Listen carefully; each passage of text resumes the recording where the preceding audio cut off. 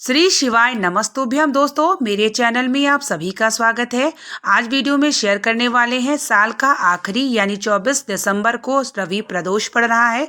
प्रदोष के दिन जो भी व्यक्ति व्रत करता है, पूजा करता है, तो उसके ऊपर भगवान शिव की कृपा जरूर से जरूर होती है।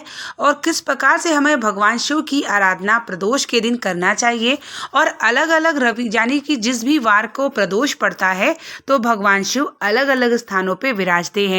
तो आज हम जानेंगे कि 24 तारीख को रवि प्रदोष के दिन किस प्रकार से हमें पूजन करना चाहिए और भगवान शिव कहाँ विराजते हैं और हमारी समस्त समस्या प्रदोष की पूजा से कैसे समाप्त होती है और भगवान शिव की कृपा कैसे होती है। रवि प्रदोष के दिन भगवान शिव का निवास बिल्व वृक्ष के नीचे होता है, यानी कैलाश से भगवान शिव आ जाते हैं रवि प्रदोष के दिन। जब भी रविवार की प्रदोष पड़ती है तो भगवान बिल्व वृक्ष के नीचे विराजते हैं और बिल्व वृक्ष की पूजा इस दिन करने से भगवान शिव की कृपा। रवि प्रदोष को कहा जाए तो मनोकामना प्रदोष की मानी जाती है, यानी अगर कोई व्यक्ति सिर्फ रवि प्रदोष के दिन अगर प्रदोष का व्रत करता है तो उसकी समस्त मनोकामना महादेव जरूर पूर्ण करते हैं।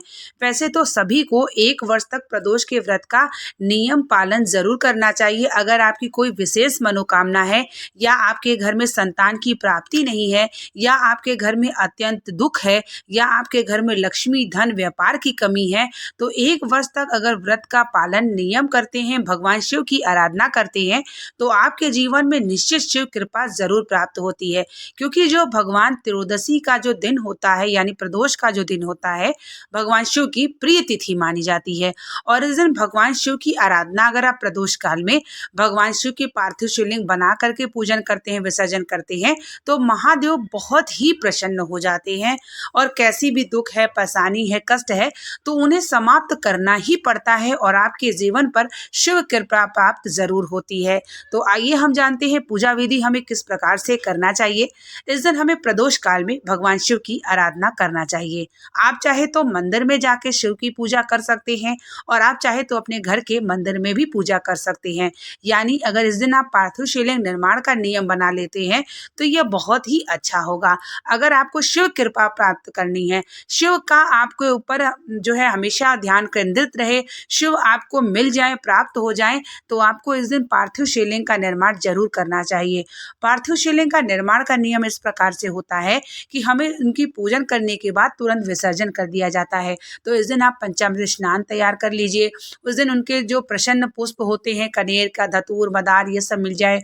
बेलपत्र, समी पत्रों से इनका श्रृंगार करें, शहद, जनेऊ, सबसे श्रृंगार इनका प्रदोष काल में करें। और उसके बाद उस दिन जो है आपको प्रदोष व्रत की कथा करनी चाहिए।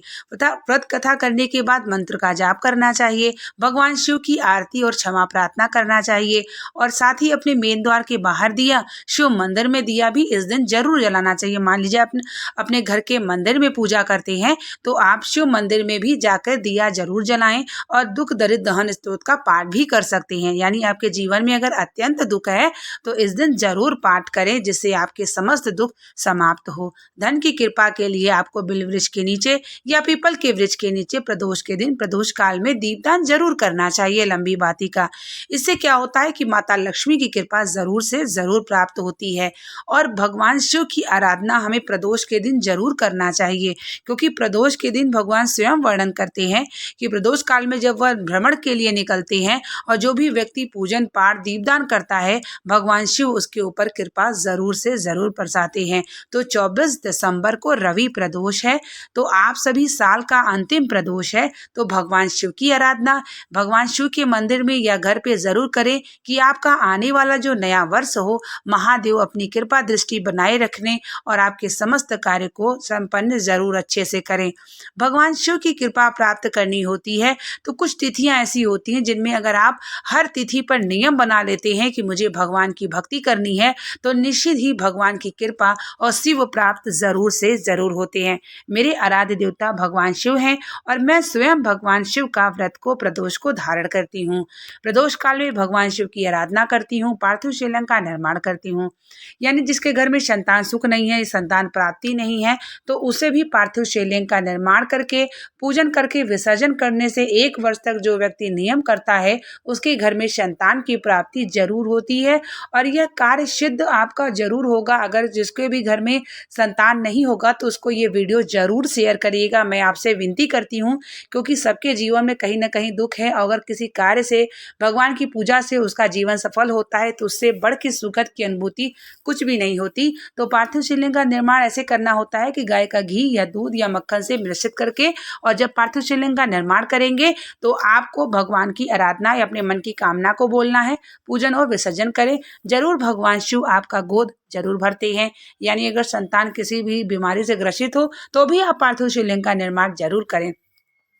पार्थिव शिवलिंग का निर्माण हमारे देवी देवता भी समय समय पर करके अपने कार्य को पूर्ण किया। भगवान शिव की आराधना सभी देवी देवता ने भी किया, और पार्थिव शिवलिंग निर्माण से भगवान शिव स्वयं कहते हैं कि मैं बहुत प्रसन्न होता हूँ। तो प्रदोष के दिन भगवान की पूजा नियम आराधना करें ताकि शिव की कृपा प्राप्त हो, भगवान महादेव की कृपा प्राप्त हो। उम्मीद करेंगे कि जानकारी आपके लिए लाभदायक हो। हमारे चैनल पर जुड़े रहें, बहुत सारी वीडियो मैं शेयर करती रहती हूँ ताकि आपके जीवन में सार्थक हो, भगवान शिव की कृपा प्राप्त हो। आप चाहें तो इस वीडियो को शेयर भी कर सकते हैं। मिलते हैं नेक्स्ट वीडियो के साथ।